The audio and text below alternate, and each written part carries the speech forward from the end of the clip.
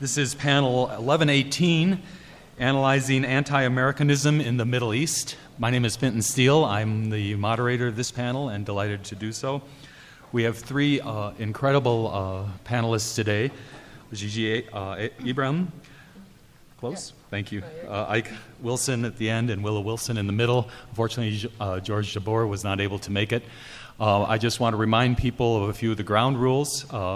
First, each panelist will speak for 10 to 12 minutes. Give them a chance to react to each other after that. And then we'll open up to questions with students from CU taking preference, students in general, not just CU. I also want to remind folks that it's fairly early on a Monday, I realize, and the filters haven't all leapt into place yet. And especially on topics that tend to be a little more controversial, I just want to remind you that this is a dialogue, not a monologue, and ask that you treat our guests with the respect they deserve and listen carefully to what they say. With that, I would read you their biographies, but I have learned since living in Boulder for a year now that people here are fairly literate, so I'm going to let you do that. I'm going to let you do that yourself, and we'll start with Gigi. Thank you. Well, hello, and I'm very honored to be here for my second year, to be invited back and talking about the Egyptian Revolution and just where I come from and what I've been doing all the past year. But I really welcome you to this great event, and I hope I do a really good job of relating you the message that I bring. Talking about anti-Americanism in the Middle East can sound very scary to a lot of folks. Anti-Americanism, why is that in the Middle East? And all of a sudden, like, when you read this topic, all that comes to my head is the images that were portrayed, on TV sets after September 11th in the U.S., because I used to live here in California, and I went through that time. And I feel like just the word anti-Americanism in the Middle East equates with terrorists, like people that hate Americans, that want to kill Americans, that want to, do really bad things. And I kind of want to move away from that topic because that's absolutely not what I'm here to talk about, and not what the message of the revolution is about. It's about much more positive things than hate and all of this. But I'll speak more to analyze what I mean by that. In understanding the Egyptian revolution, and especially when it comes to this very scary term, anti-Americanism, we have to understand what started this revolution, the roots of this revolution, and what it's trying to achieve, to have a better understanding of that very scary term, in my opinion. The revolution probably started about 10 years ago, post the Second Palestinian Intifada, where people took to the streets and, after a decade of really not mobilizing in the streets, and there was a very much of an anti-imperialist, anti-colonial sentiment in these protests, like not wanting the Egyptian regime to side with any kind of violence against the Palestinian people, or and again we saw that in the 2003 before the invasion of Iraq. People took to Tahrir in thousands, and that was unseen and before for many long years. People took to the streets not wanting the U.S. to invade Iraq, and that was purely for imperialist sense, in an imperialist anti-imperialism sentiment, and people really, really disagreed with these American policies going into the Middle East and occupying like an Arab state. So that transcended and definitely escalated when the Mubarak regime instilled all these neoliberal policies in the Egyptian economy that would benefit investors or people coming from the West in general, on behalf of the Egyptian workers. And they the suffering, basically, of these workers, going on for years, these policies that would take nationalized factories and companies and privatize them, they put thousands of workers out of jobs. It robbed and it killed so many industries in Egypt because of these neoliberal policies, which actually don't just go to the Mubarak regime, but goes all the way back to Sadat era in the 80s. And that's when the revolution hit, and when people started going and increasingly mobilizing in the streets, the slogans you would hear is anti-imperialism, anti-colonialism, anti-this neoliberal agenda of the IMF and the World Bank coming in, destroying industries, putting people out of jobs.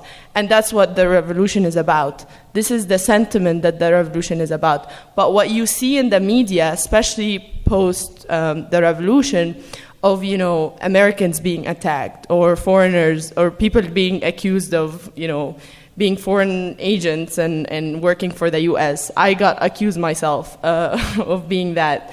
And it gets very confusing for people who don't understand the complexity of the situation or the roots of the issue. The Egyptian people went out into the streets asking for three simple things: freedom, equality, social justice, democracy, these values are values that are valuable for any folks anywhere in the world. Who doesn't want freedom? Who doesn't want justice? Who doesn't want social equality?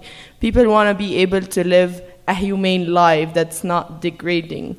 And that's what the Egyptian people want, and that's why they sacrifice so much and working hard to do.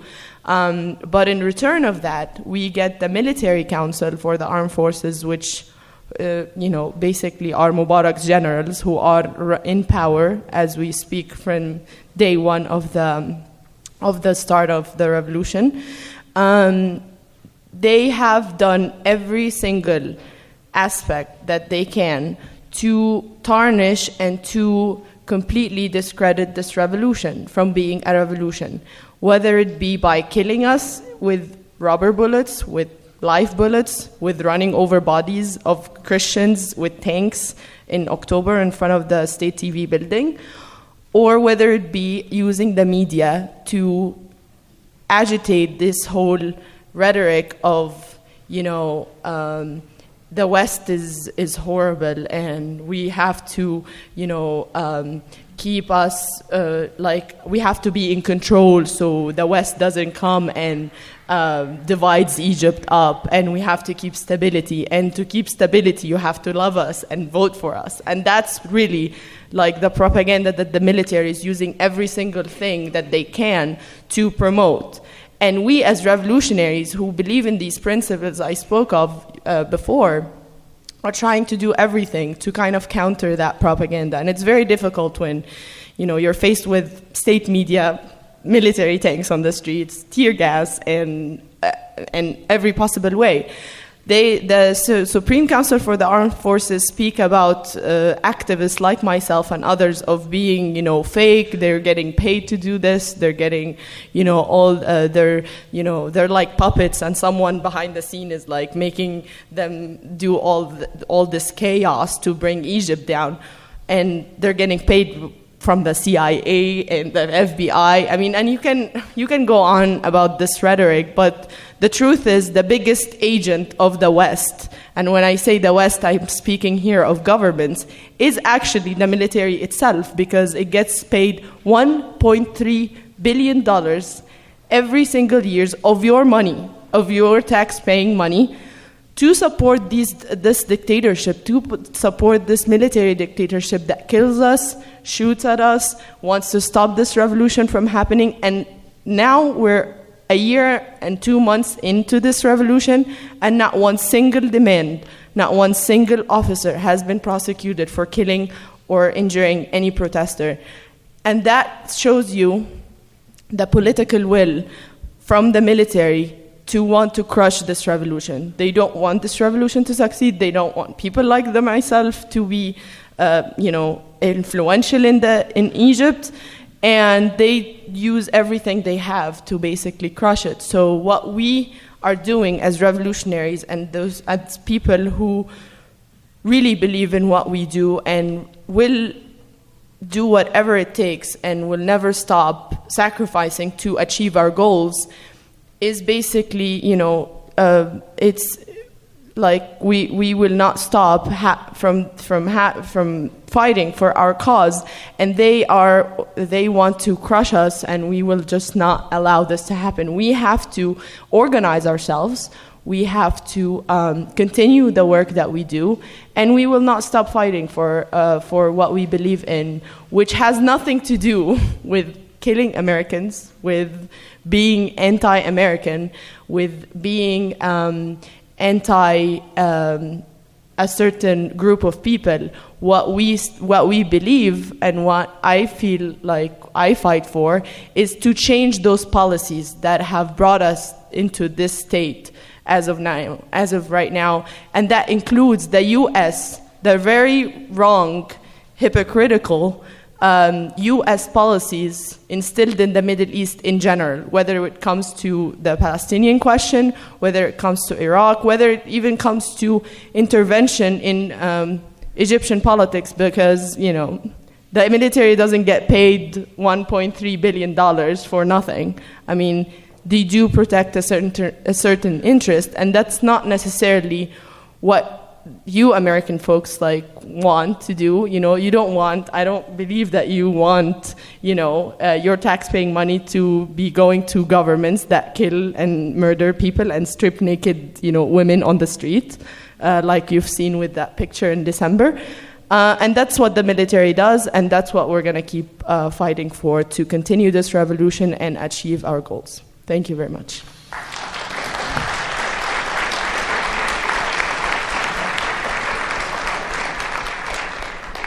Thank you, Gigi. Willow Wilson? Hello. I'm very excited to be here as a Boulder High alum from the class of 1999. I used to come to these panels as a student and watch, and it's very cool to be on the other side of the table now, and also a little bit surreal. So I'm very happy to be here. It's very cool for me to be sitting next to Gigi, which is sort of like sitting next to a latter-day Che Guevara, and it's really, really cool. Egypt is my second home. It's where my husband's family lives. I spent a big chunk of my 20s there. A lot of my stuff is still there. Every time I sort of turn to my bookshelf and I want something and it's not there, it's because it's in Cairo. So for me, a lot of the things that Gigi has been talking about have really hit home, because I've sort of been watching this, the events of the Arab Spring kind of unfold from far away, and sort of wondering about that life of mine that's kind of on hold. What it will be like when the dust settles, and what it will be like for my own daughter, who is half Egyptian, half American. So this is a very, very interesting time in history. I think this is a timely topic. And as I was listening to Gigi, the thing that really struck me in what she was saying is that the critique that she gave you, which is a very typical critique that you will hear of American foreign policy in the Middle East, is entirely secular.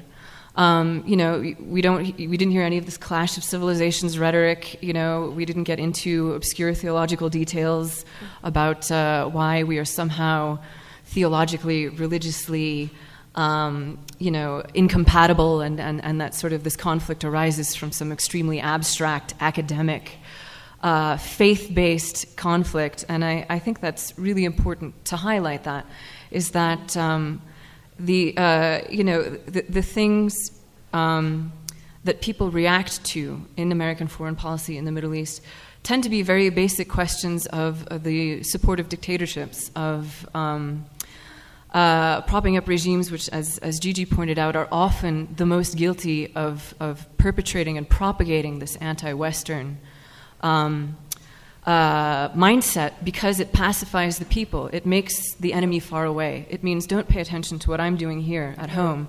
The enemy is overseas. The enemy is in the West. So you can ignore the fact that I'm jailing civilians. You can ignore the fact that I'm jailing journalists, that I'm silencing activists.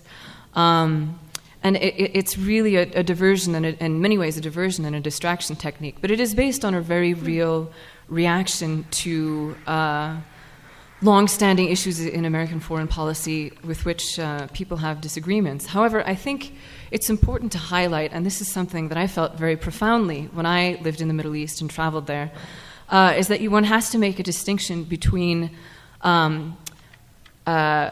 critiques that people have of American foreign policy and American government and critiques people have of American people. Everything Gigi has been talking about is really a conflict between governments, not between peoples.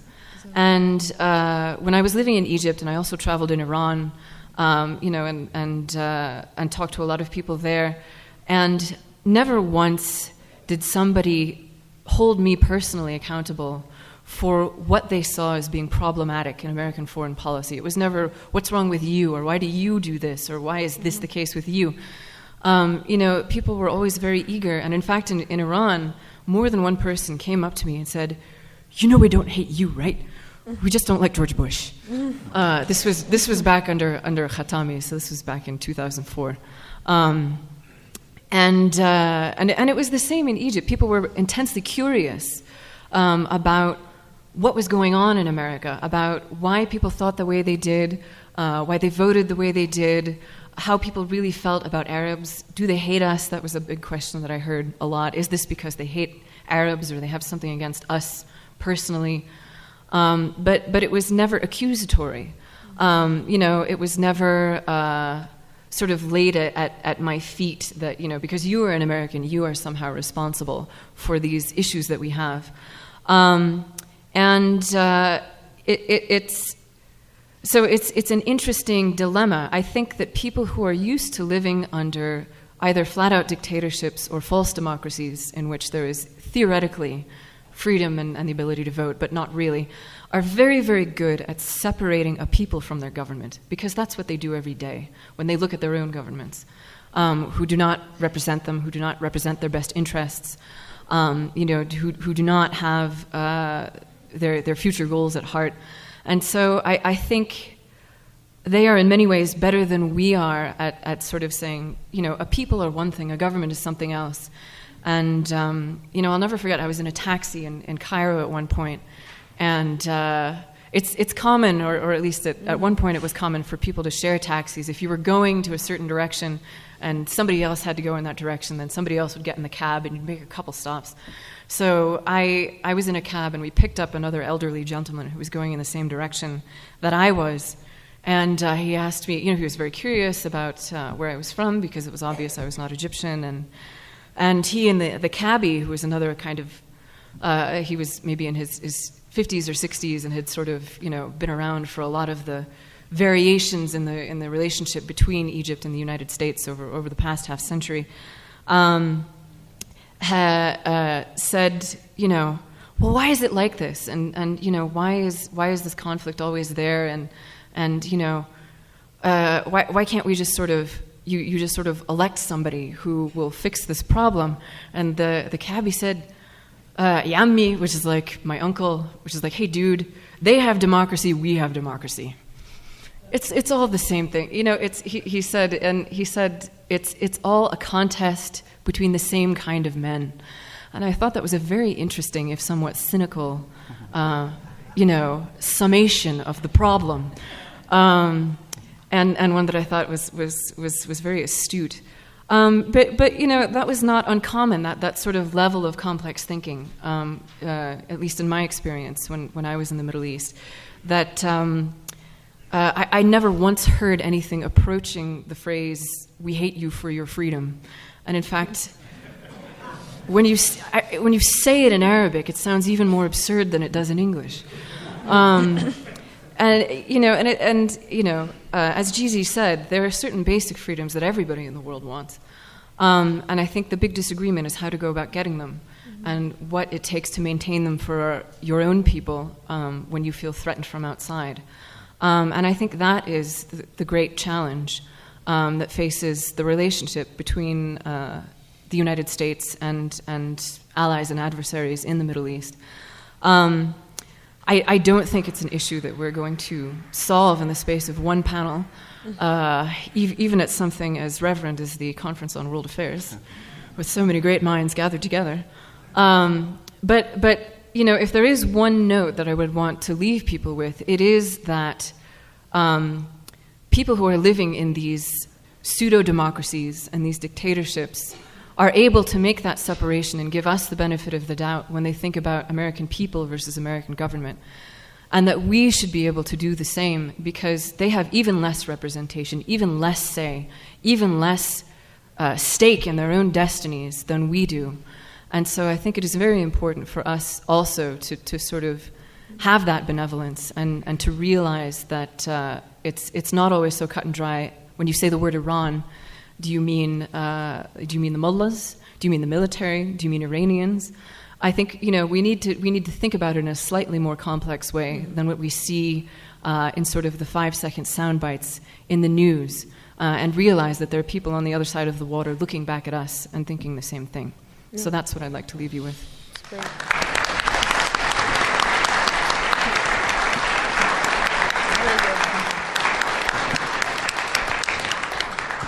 Thank you, Willow. Ike? Wow, great. Now the military guy, right? What a way to begin. I just first want to say thanks a lot to the entire Boulder community. Well, we were unable to make it, myself, my wife.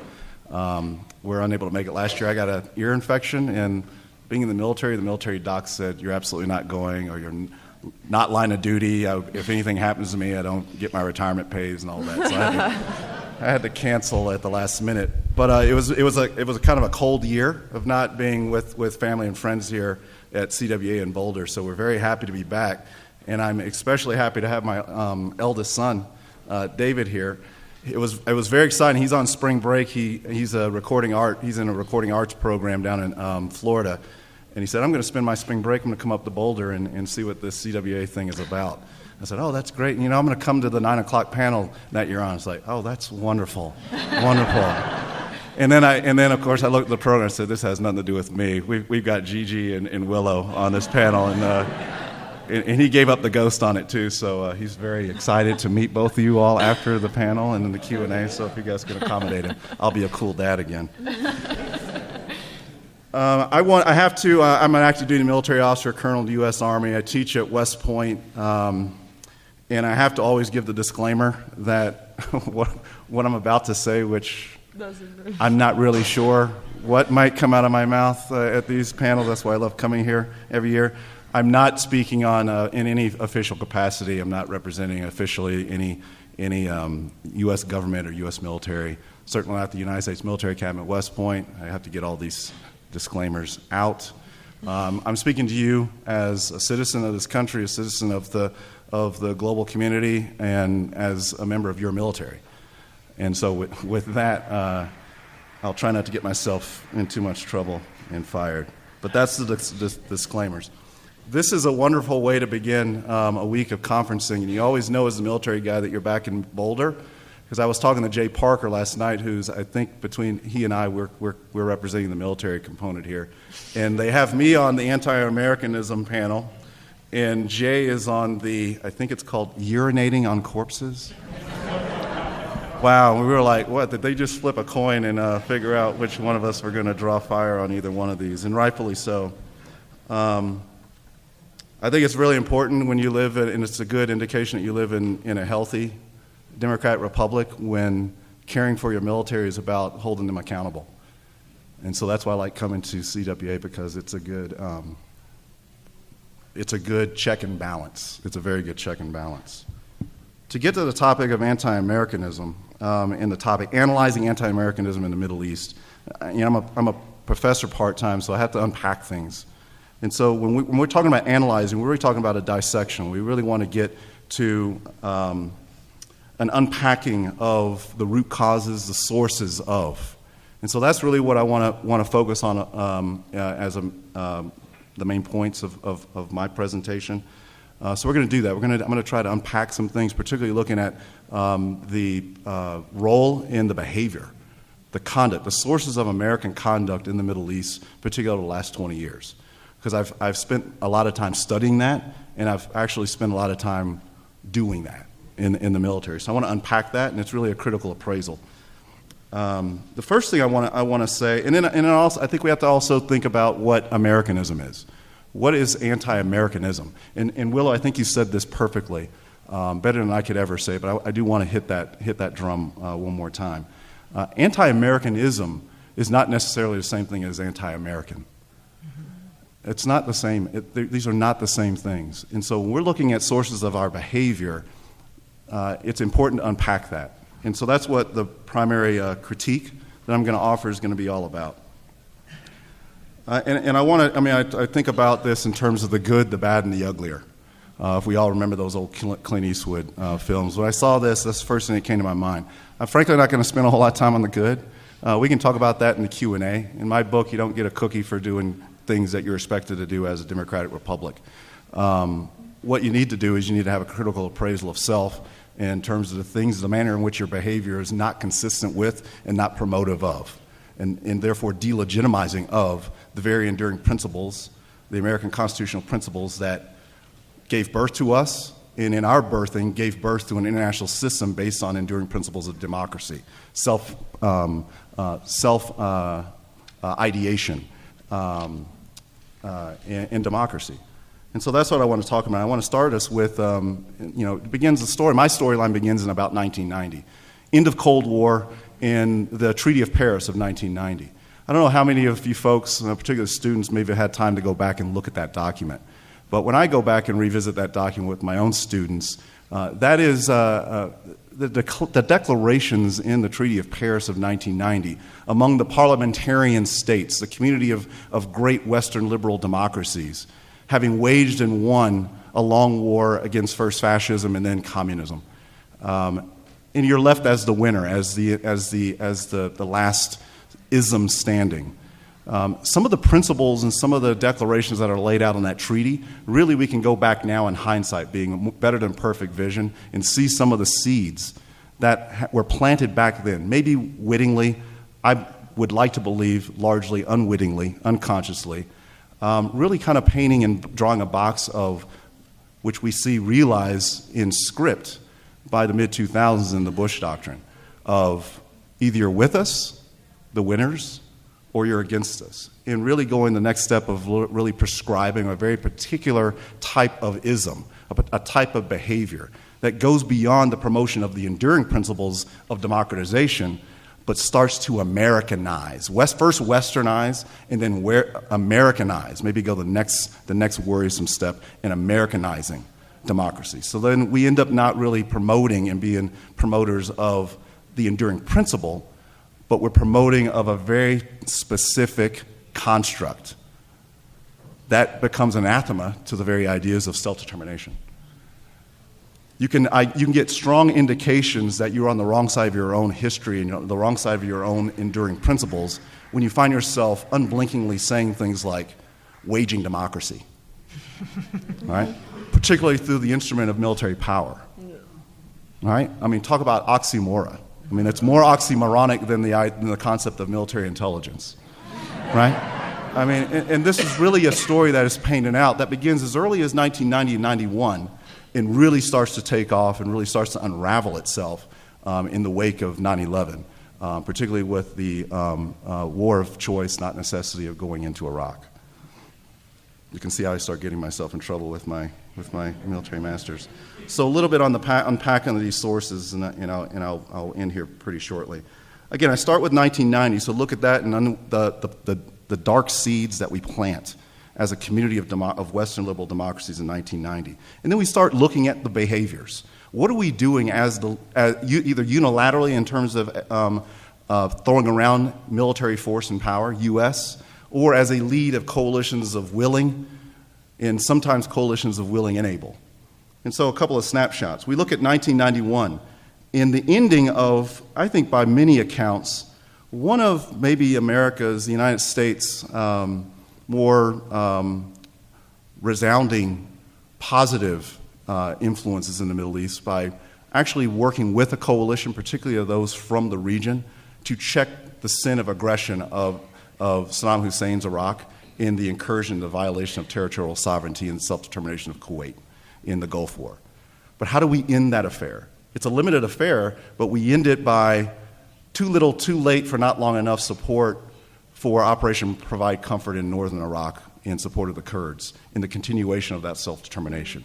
Kind of finishing the democratization process that is beginning by a mix of outside influences by a coalition led and participated in by the United States, but equally, and maybe more so, by inspiration coming from grassroots.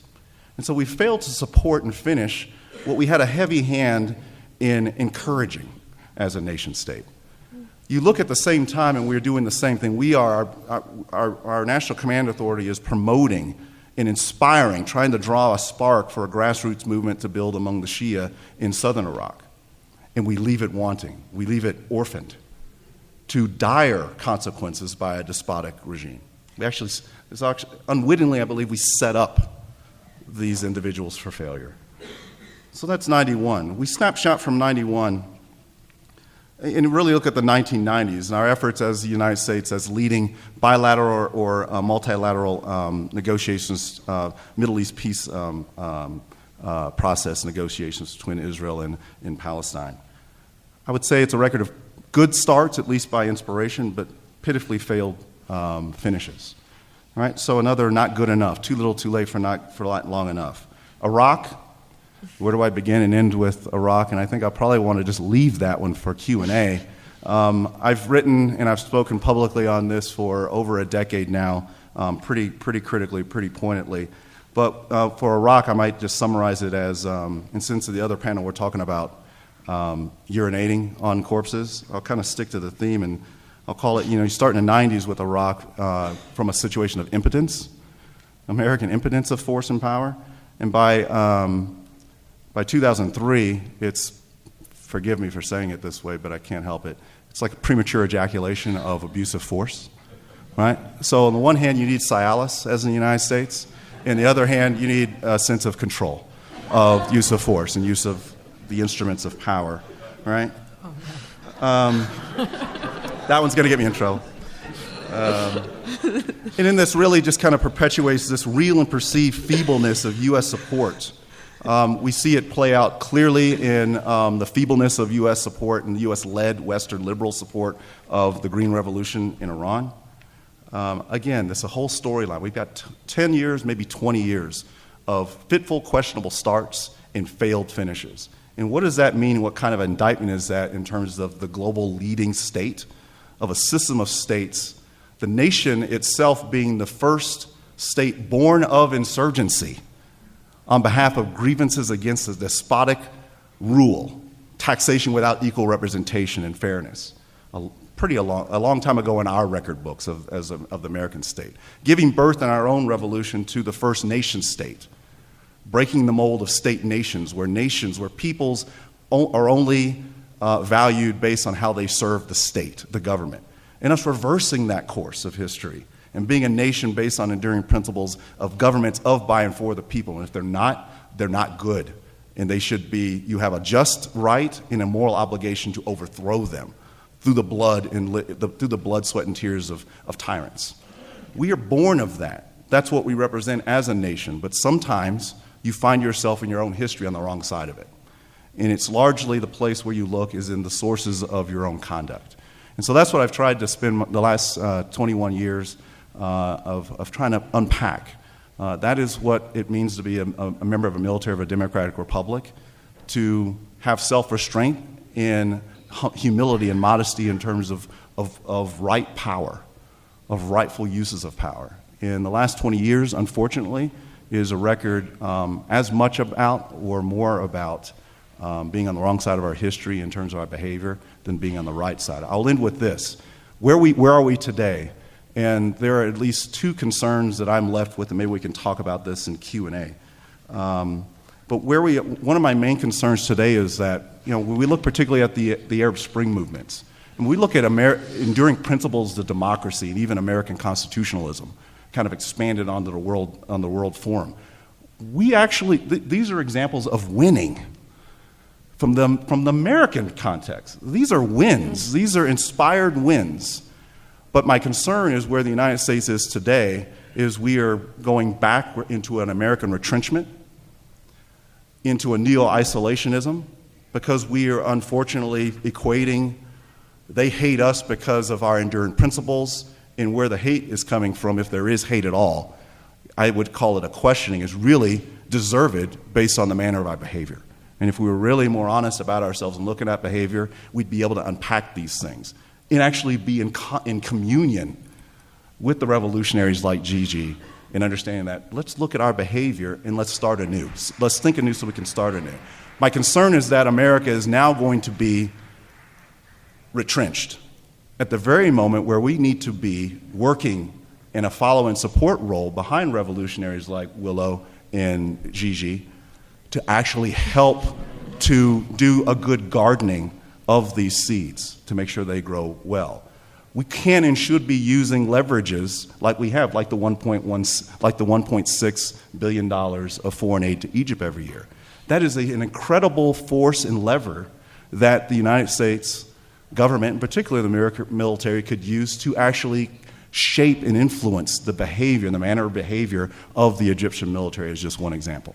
We should be working in concert with the Sons of Liberty across these Arab Spring movements and beyond the Arab world.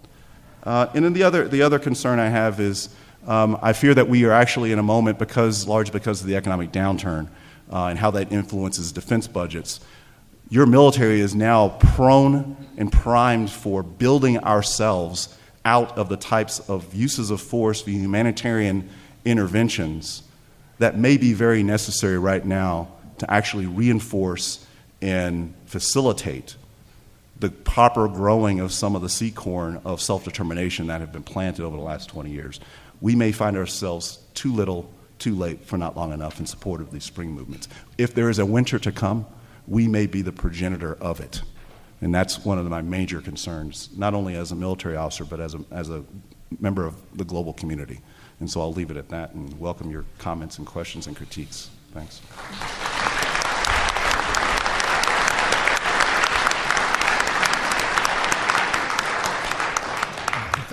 Thank you all. That's just incredible, all of you.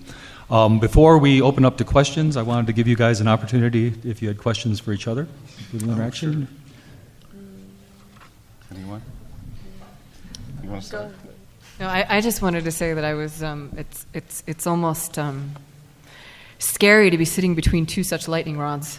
And I just wanted to thank you for your very gracious and I think very bravely self-critical analysis of the situation. And I was sort of afraid that there were going to be, I don't know, people rappelling into the room to take you away. I didn't know West Point guys were allowed to talk like that. I'll tell you how, that's not a question. It goes later. If I'm I not don't with see you you all again. today, yeah, exactly. If I'm not with you all tomorrow. But I mean, that was a comment, not a question. But that's Thanks. just what I wanted to say. Thanks.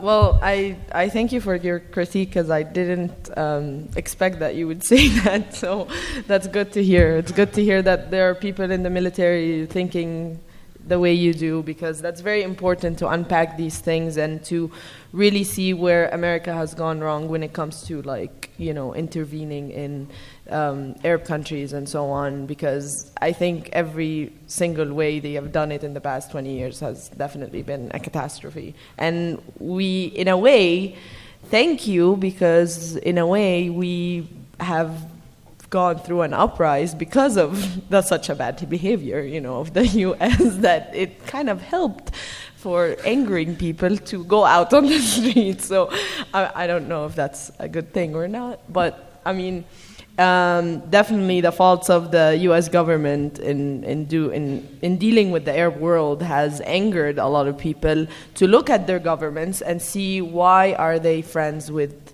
the U.S. government that is killing us, you know, or that is, you know, not really doing the best interest for us. So, in the future, I feel, especially when it comes to the Arab Spring and like getting the support from just Western countries in general, including the U.S., it's a very fine line, because as much as we of course we encourage the solidarity and the help and just giving us the support that we need, it's also very important that we carry this on our own, because trying to intervene too much, even with good intentions, could be harming, because then we are also still dependent on you Absolutely. for something, on the U.S. government. That is. But yeah. So my stand has always been like, let us just try. We've never tried to be an independent country, doing our own mistakes, and getting through them, learning through them. But it has always been.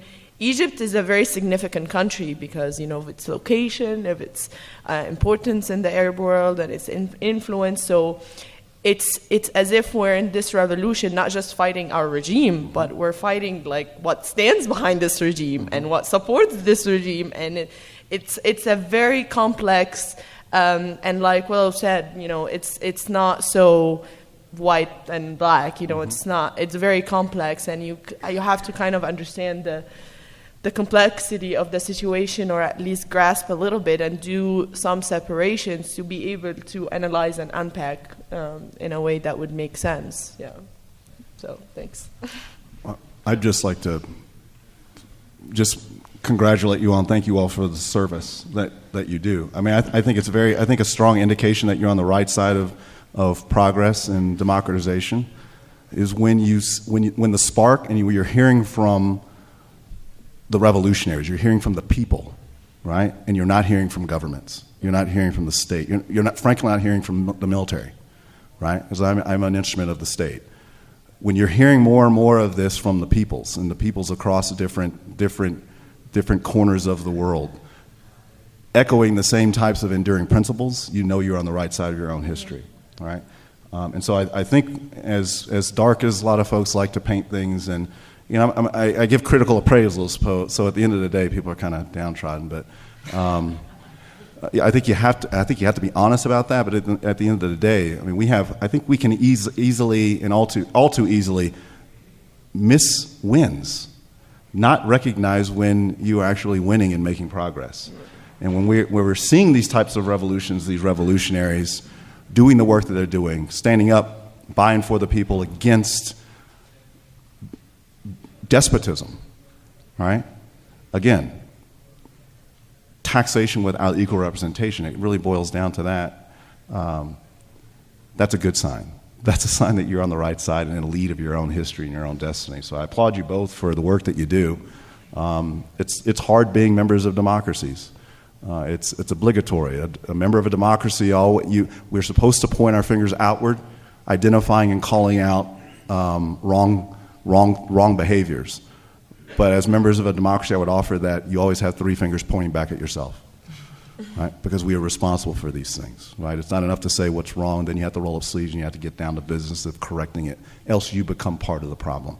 And so you both have done that, and I applaud you for it. And so that's the end of the Left Fest, I guess, up at the top of the room. Maybe we can get some critiques from the audience. So if you're going to ask questions, please use the microphones at either end. I would ask that students get priority. If you see a student behind you, if you could just let them step in front of you, that would be great. Why don't we go ahead and start right over here? What can we as Americans do to help America do things the right way? So would some of you like to take that on? I'll jump in.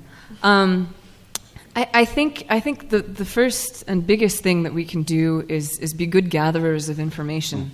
I think we are very passive in the way that we receive information about the rest of the world. We're not curious. We sort of, if it pops up on Yahoo when we check our email, if it's on CNN when we happen to turn on the TV, that's kind of as far as we go. And yet we're living at a time of unprecedented access to information from the ground because of the internet. And that's kind of how Gigi and a lot of her colleagues helped get started is because of this new medium. And I think losing that passivity, losing that passive receiving of knowledge, parroting of 5-word sound bites about, we're going to have a war for freedom, or we're going to, what was the phrase that you used that was so great? Waging democracy. Waging democracy. And we just sort of nod and we accept these things, and that's fine. That's what we criticize the USSR for, is this passive receiving of knowledge and zero curiosity about what else was going on. That's the kind of received wisdom from above that you don't question, that we're supposed to be against. Yeah. So I think thing one that we can do is be more educated, because we do have, of course, every time we elect people, they get into office and we're immediately disappointed in them. But at least, we have a way to sort of critique and change and rework, if not the way that the government functions, then at least the people who are administrating it. And so I think we need to think smarter, vote smarter, and then worry less about, what does that mean overseas? Or, what do I have to do that will affect what's going on the ground in Tahrir Square in Cairo?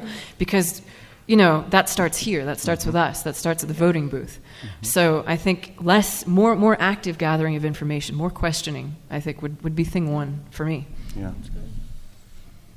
Great. We have a student over here. This is an issue that's of particular importance to me because I'm about to go study abroad in Cairo for 7 months, leaving in about 1 month. I'm kind of freaking out. There's a lot to do. Could you get a little closer to Yeah.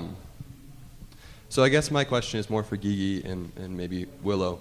I know among my family, friends, and other Americans here, there's been a lot of nervousness about the growing influence of the Muslim Brotherhood, and I guess a lot of Americans are unsure what they really stand for, with promising not to put forward a presidential candidate and now possibly putting forward a candidate. So I guess my question is kind of what should I expect, or does anyone know what to expect? And is there reason to be nervous about that when it comes to American or the attitudes of the Muslim Brotherhood and those that support them or don't support them, and that the effects of that on anti-American sentiment? Well, it's a very important question, but I think your question is also driven from the fact from where you get your information. It's very important what Willow said, because what you see on the news and what actually the military in Egypt is trying to promote is this scare, basically, of the Muslim Brotherhood coming into power. Well, them together with the Salafis are 70% of parliament right now, and nothing has changed because simply it's the military that's in power. The military is running the show, whether it would be a liberal president, a Muslim Brotherhood president, a military president, it doesn't even matter. So the situation on the ground when it comes to the Muslim Brotherhood, or how Islamists, are taking over like the government and the parliament and possibly the presidency and so on. Let me tell you, the Muslim Brotherhood and the military are like best friends. They are the best of best friends. They may seem that they are fighting, and that's what is promoted in the media, especially these past few weeks, is that, are they fighting? The Muslim Brotherhood in the past have lost so much ground when it comes to their popularity within their youth and so on, and their supporters, because of the stance that they've taken to align with the military versus the revolution. And this is in a way putting up a president now, is that they're trying to win back the streets that they have lost because they have aligned with the military against the revolution in so many ways. It has nothing to do with I'm not going to be able to wear, a sleeveless shirt, or I have to, they're going to put hijab on everybody. It really has nothing to do with these minimal that they always focus on in the media. They're like, okay, they're going to ban bikinis, and everybody's like talking about bikinis, and then they're going to ban porn sites, and that was the topic. No, seriously, that was the topic in the news for like weeks. It's like, oh my God, the Islamists and the Salafis and the Muslim Brotherhood in the parliament are going to pass this law that's going to block porn sites. And that really does not matter. Nothing happened. It's just they're distracting us in the media and all of that to focus on these little meaningless issues that have nothing to do with the real problem, which is the military being in power, wanting to crush the revolution, leading counter-revolution, and in a way want to get the best president that would protect their interest and would serve the best interest of who protects them as well. And I think there was an article in the New York Times saying that, the Muslim Brotherhood with their foreign relations with other countries, the least country that they have a problem with is the United States. So I would not be worried at all. And if one thing that scares me about a Muslim Brotherhood candidate, especially the one that they had put out forth, has to do nothing with religion, but it has to do everything with economics. Because this man, Khairat al-Shatir, is a business tycoon. He is like the Donald Trump in Egypt. And this man has so much money, he gets supported from the Gulf countries, and if he comes to power, he will just put forth all the neoliberal, agendas, policies that we in the revolution are working so hard against, So that would be my main concern. It's completely political, but this whole scare about, Egypt is going to turn into another Iran and all that, that's never going to happen. The Egyptian people are not going to allow it. The U.S., actually the military won't allow it, because the military protects the U.S. interest. U.S. interest is not for Egypt to be an Islamic state. So it's complex, but it has too many factors. So that's why you kind of have to look at the big picture when you see them, talking about blocking porn sites, and you're like, oh God, the country's going to turn into, Islamic State now. So I wouldn't be worried. Let's head over here. I believe throughout world history, all regimes, all ruthless regimes and empires have justified military actions on noble purposes. The Nazis, in ancient Rome, they justified their actions by saying they're bringing democracy and freedom and civilization. I believe that very often when the U.S. has engaged in military actions, they justify based on noble purposes, and in fact, many of those actions are unethical. My question is, the global domination of the media by the U.S. media, does that U.S. domination of the media influence positively the perception of the Middle East towards the actions of the U.S.? Is the U.S. seen as a noble empire based on our global domination of the global media, or is the global media presenting us more so than in the past with past empires? Is it presenting us more as an unethical civilization, an unethical empire, because there's so much internet reach in regard to information provided? So again, is it that U.S. domination of the media conveys an artificial sense that the U.S. is noble, or is the media, global media, conveying this impression that the U.S. is in fact unethical because we've seen all these things through things like the internet? Wow. I think we're talking about two different categories of media that may be working counter to one another. When I think of what I would call established media, institutionalized media, traditional media forms, broadcast, print, even to some degree radio still, though radio is kind of on the cusp for me. That seems to have taken on just like anything else. I mean, if you look at party systems, if you look at political party systems, say specifically as an example, the United States two-party system, very institutionalized, right? It's structure now, and I think you can look at media forms, let's say U.S. media, and some of these traditional forms are institutionalized also. And so there's a lot invested in order. There's a lot invested in maintaining stasis and stability.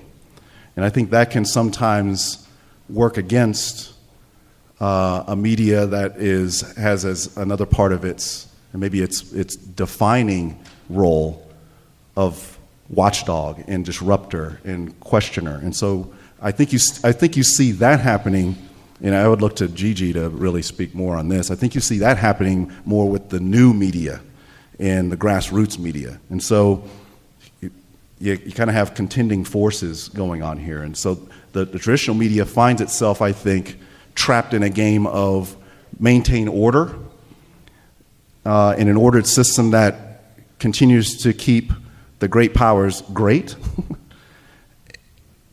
And all too oftentimes in contrast to not so great behavior, right? Where you end up as a system unintendedly supporting the instruments of order and stability that are the very causes and spark for justified revolutions, because that order becomes static and dying and it prevents self-determination in evolution. I think somewhere in that mix, this American noble cause through behavior gets caught in that and perpetuated in that. And I'm not really sure how I might unpack that any further than that. But I think when we see the media, my contribution to, ma'am, your question at first was challenge the media. Challenge the media, and when I'm saying that, I'm saying particularly the traditional forms, the institutionalized media. Challenge what you're getting. Don't receive. Maintain your America for the USers in the room, the Americans in the room. Maintain and live up to our birthright of being healthy skeptics of all forms of aggregated power. And a traditional media, a conglomerates that we're talking about, that's aggregated power, and that has to be checked. The only instruments that can check that power are the new media forms that are coming up, which is a very good sign, I think, and also the public in general. Be better consumers of media, so that we don't end up being on the wrong side of our own history and perpetrators. I mean, maybe even unwitting perpetrators of the status quo, when we're no longer having a media that helps us question whether the status quo is part of the problem. Right? And so somewhere in there, I think this perpetuation of a noble cause that justifies all forms of behavior on part of the United States and the international community that we lead, I think that kind of gets caught up in this two-part media competition. The competition is very healthy. You have to be a part of that and encourage that. So. We only have about 20 minutes, so channeling Alex Trebek, please offer your response in the form of a question. Okay, go ahead. My name is Omar, and I'm actually from Egypt. And Get a little closer to the mic. Okay. And, Come on, we scream. Yeah, like. Okay. And I'm exchange student here, and I'm from Juneau, Alaska. Okay, sorry. I want to ask you the hard question that people always ask me. What do you think of the elections, and who will you give your voice for president? And actually go away from this question by saying I'm 16, I can't vote yet.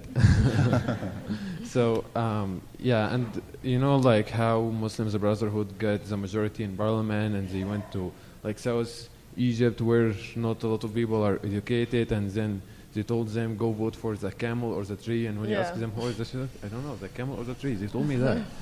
So, yeah, what do you think? About the elections, well, the finalist the registration for filing your paper to be a candidate has closed yet as of yesterday.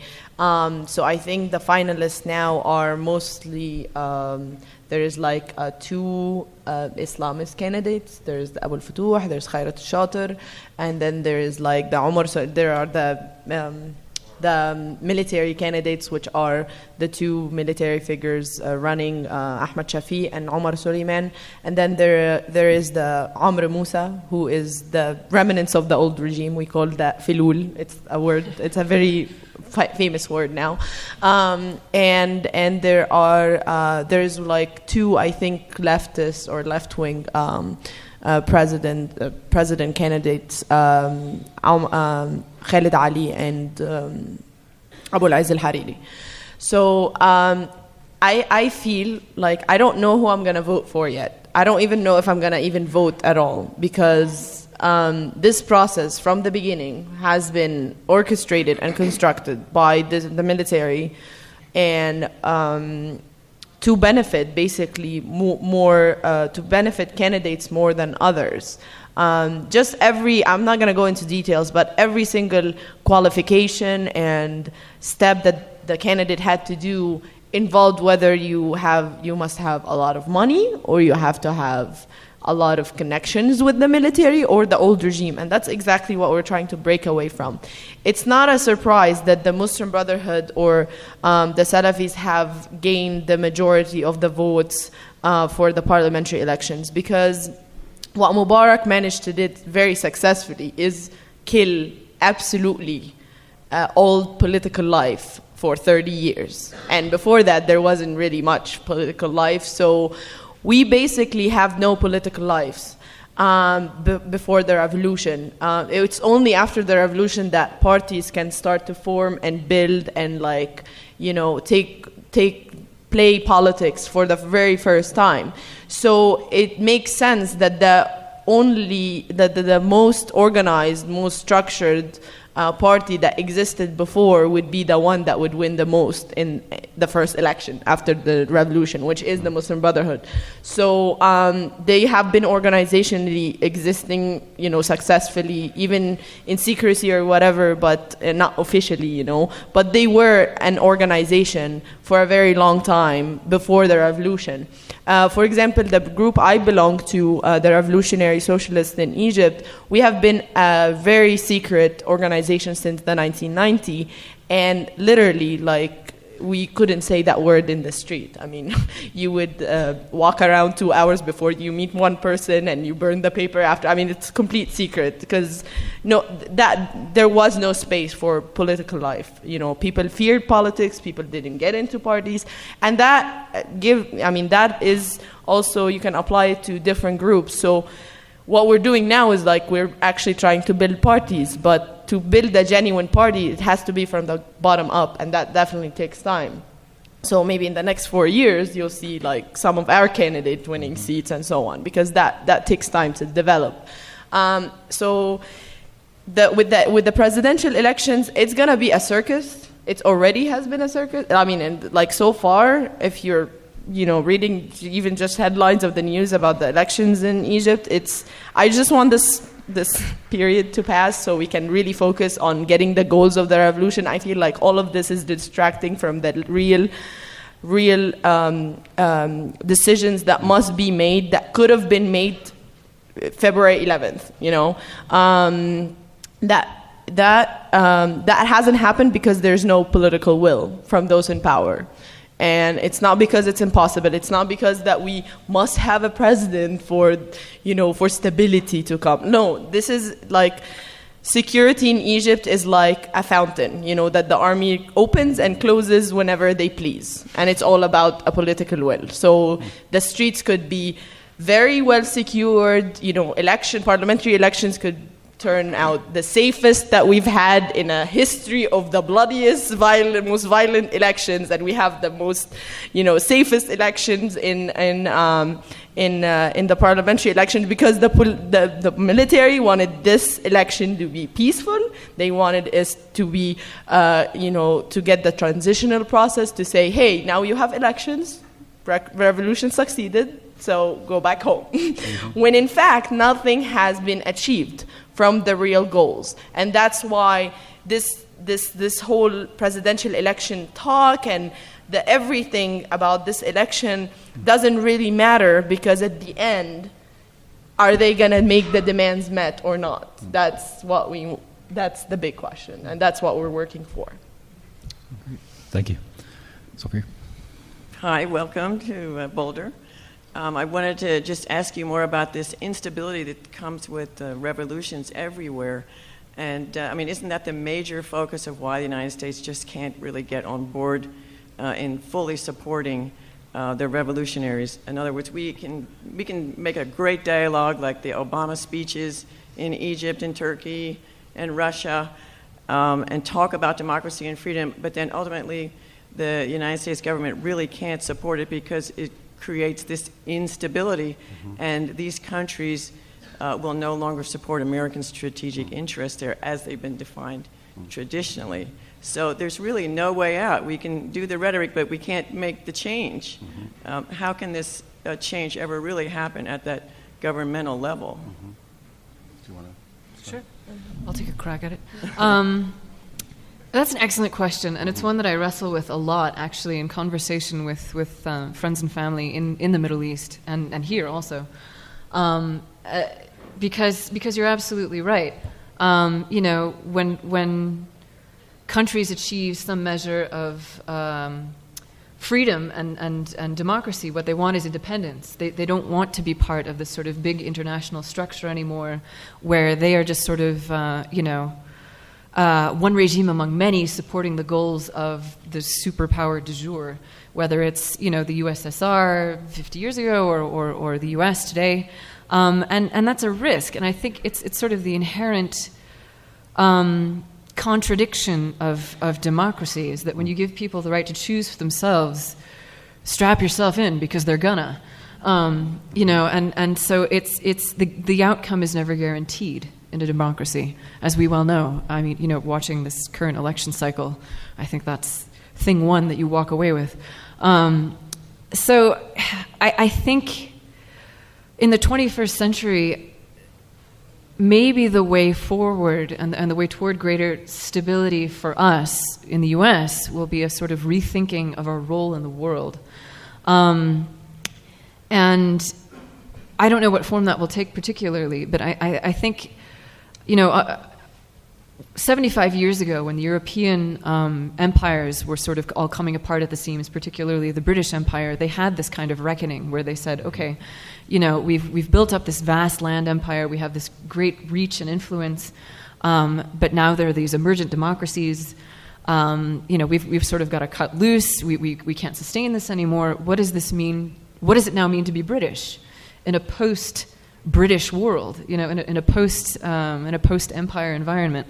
And we're in not quite the same position, but I think we have to ask ourselves a lot of the same questions. We're sort of very attached to this idea that security in America, on our own soil, means having a bajillion bases all over the world in countries most of us will never go to.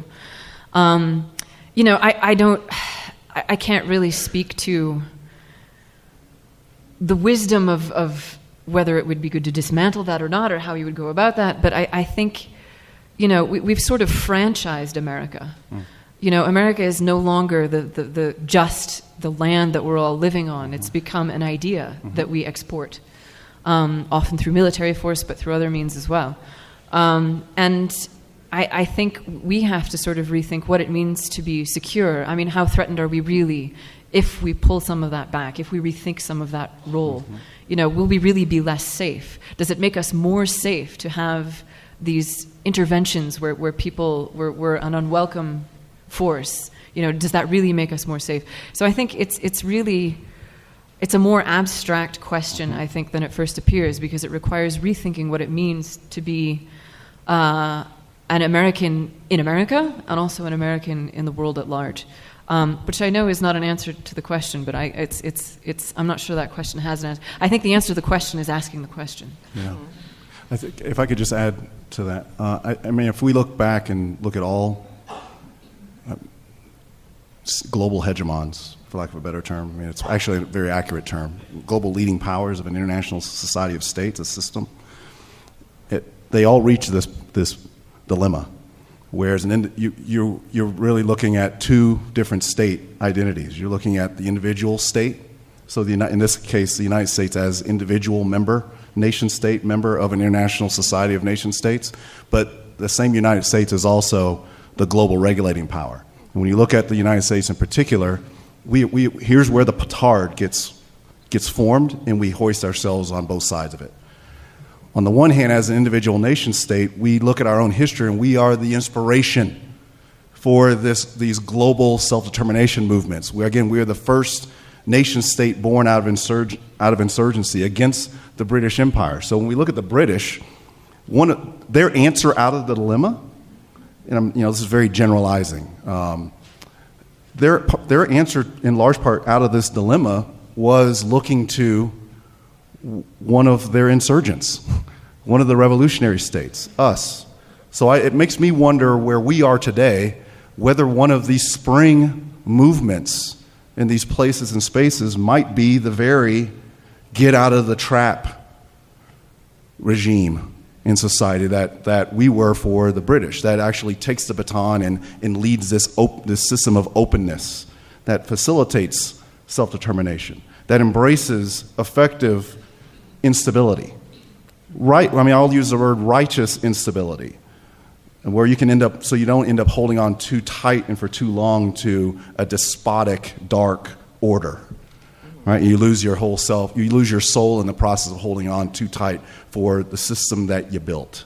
Right? And I think that's so I'm very hopeful, because I think a lot of these movements that are going on, I'd like the United States to be able to take some credit for inspiring it and find ourselves less indictable for denying it. And I think this is a dilemma that all great territorial states face.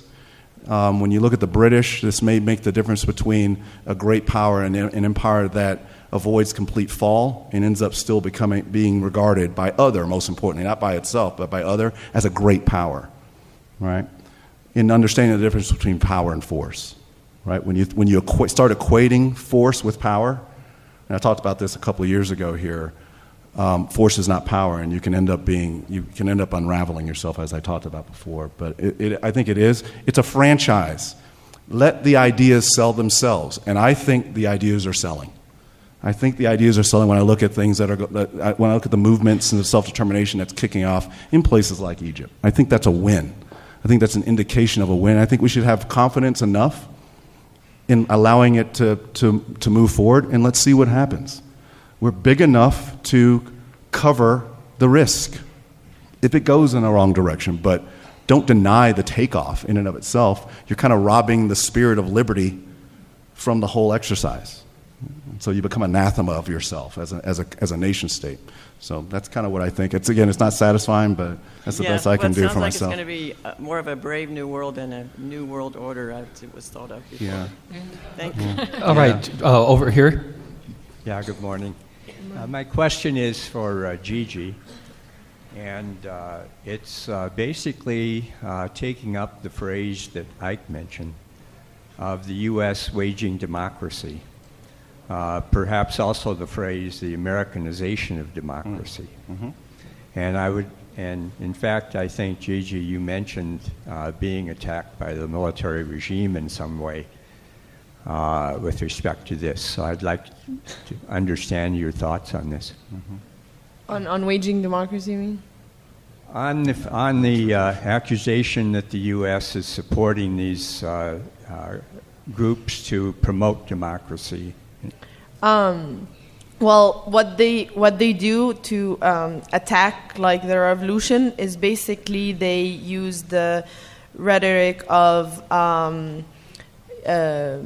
like, you are not really wanting to change like me. I don't really want change Egypt. No, I'm taking money from someone who wants to destroy and divide Egypt and like make us all fight against one another and create chaos and instability. And these are the kind of accusations, but it's very stupid because I mean, if they read anything about where I stand or like what many of these revolutions they stand or what they believe in, I mean, we would never like that just doesn't go with any of our principles, any of our beliefs.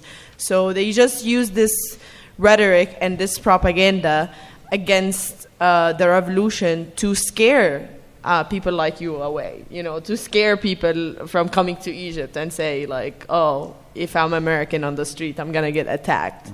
And then the tourism would go down. And then the economy is suffering, and then they blame the suffering of the economy on the revolution. So it's a vicious cycle, and they're brilliant at it. And because they have the media and all the tools and the basically equipment to spread this false information and this picture, then they're very successful at it. But what we have to do is always counter that and spread our ideas out there. So about them attacking revolutionaries, that will never end. Like they will always do that. So we just kind of ignore it and work and not get distracted, because that's what the military wants us to do, is just be distracted with all these little fights that we forget about the bigger cause and the bigger picture that we really need to focus and work hard on achieving. So we've only got 3 minutes. We'll go as fast as we can. So.